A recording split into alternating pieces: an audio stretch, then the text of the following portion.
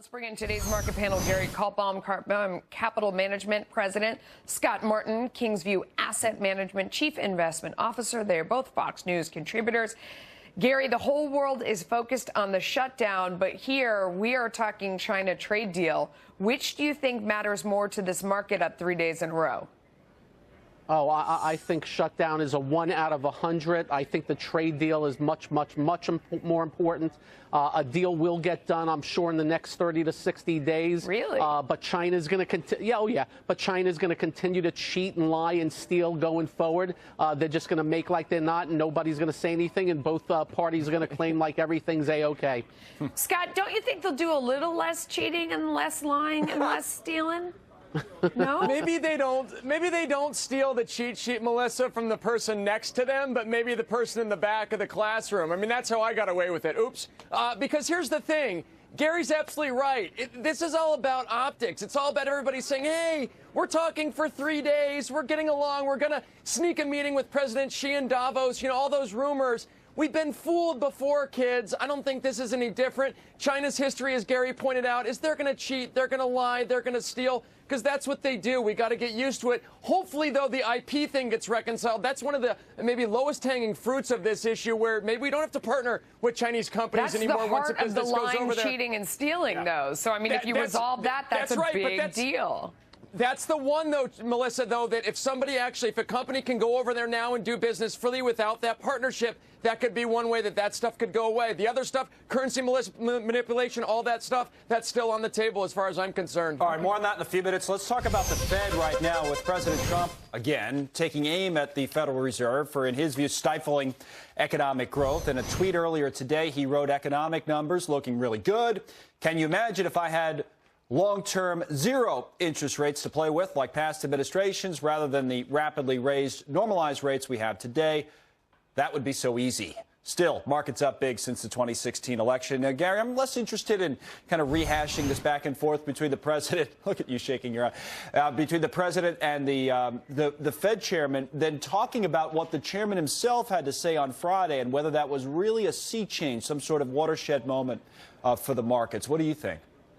Well, first off, Friday, I was live on TV in the 10 o'clock hour when Powell said those magic words, and I immediately changed my stance on the market, and I've been very bearish up until that point. I really do believe that the central banks have been controlling and moving and manipulating markets for a very long time, and they're pretty darn good at it. So that mattered a lot. Look, as far as the president, I wish he would clam it up. You know, when he wasn't the president, he complained that the Fed was making bubbles and it's going to hurt things going down the road. Now all of a sudden he's talking about 0% interest rates again. I don't even know where to start. My head is spinning. Right, but your point was, and Scott, I'm curious what your view is, that with all of that, Jay Powell, independent of what the president has been saying, made some important comments on Friday that seemed to change a lot of people's minds, including Gary. Scott, how about you? Well, he did, and I agree with Gary. I mean, that did change the tune. I mean, it's getting to the point, guys, where I don't know what Jay Powell Fed we're going to get. We're going to get the hawk. We're going to get the dove. We're going to get the guy that's a hawk dressed as a dove. And he's right. I mean, look, here's the thing, though, about Trump's comments. Don't you want a more normalized environment so that when we do look back on this legacy, whether it is 4 or 8 years, there was actually a normal environment? I mean, he knocks this Obama administration, era, but that was like something where it was a Fed-induced bubble, a Fed-induced stock market. Wouldn't you want the Fed to act maybe more responsibly so we have, real growth, real business confidence, real spending for once versus what we had in the past 8 years before Trump got in there? That seems very logical. Stop that. Oil is up for 7 sessions in a row. It's the longest winning streak in a year and a half. Let's go to trader Phil Flynn at the CME. I mean, Phil, is this it? Is oil back? I think it's back. It's back. It's bad. It's coming back. And it should, because I think the economy is still very strong. Oil demand is pretty good. We did get a warning from the World Bank a few minutes ago that said there's dark clouds on the horizon. The economy is going to slow, but it's still going to grow at 2.9%. And a lot of traders are talking about the Saudi put. We've heard about the Fed put. Hey, if the economy gets really bad, they're going to lower interest rates or slow the interest rate hikes.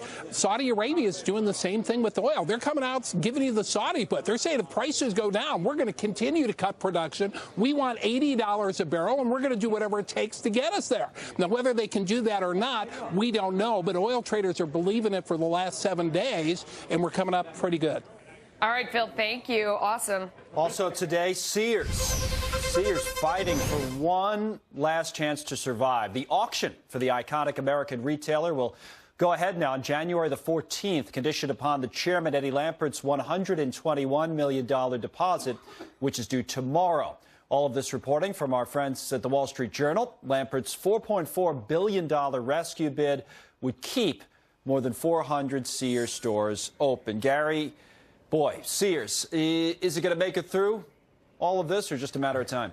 You know, Eddie Lampert's the guy that's run the joint into the ground, yet he's now going to save the 400. Look, eventually they're all going to be gone.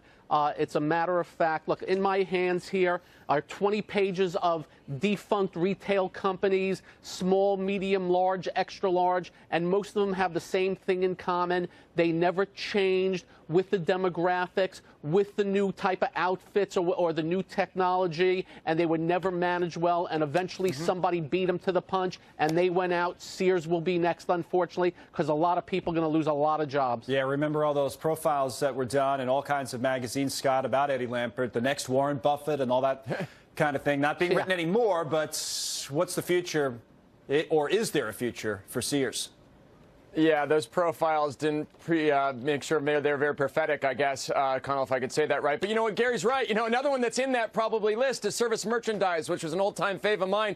Because what Gary mentioned, too, is we're getting at most of these companies have a lot of other things in common, which is massive amount of debt, as Sears does, and they haven't made any money. I mean, Sears hasn't made any money since my daughter Sienna was born 7 years ago. So, to me, this thing is just delaying the inevitable. Let's get it over with. Yes, the jobs are going to be terrible as far as the cuts, but maybe the other companies that are succeeding in Sears' fate will actually have an ability to hire now, because when Sears stores go away, as we've seen comments from Home Depot and others, that tends to help other local businesses. So maybe that's the silver lining here. Is your daughter watching? Is that why you're able to work a mention? And that was very well done. Nice job out of you. And she picked out this shirt. I had to do it. Sorry. Never misses after the bell. We know that about her. Scott and Gary, thanks to you both. We appreciate it. Thank you.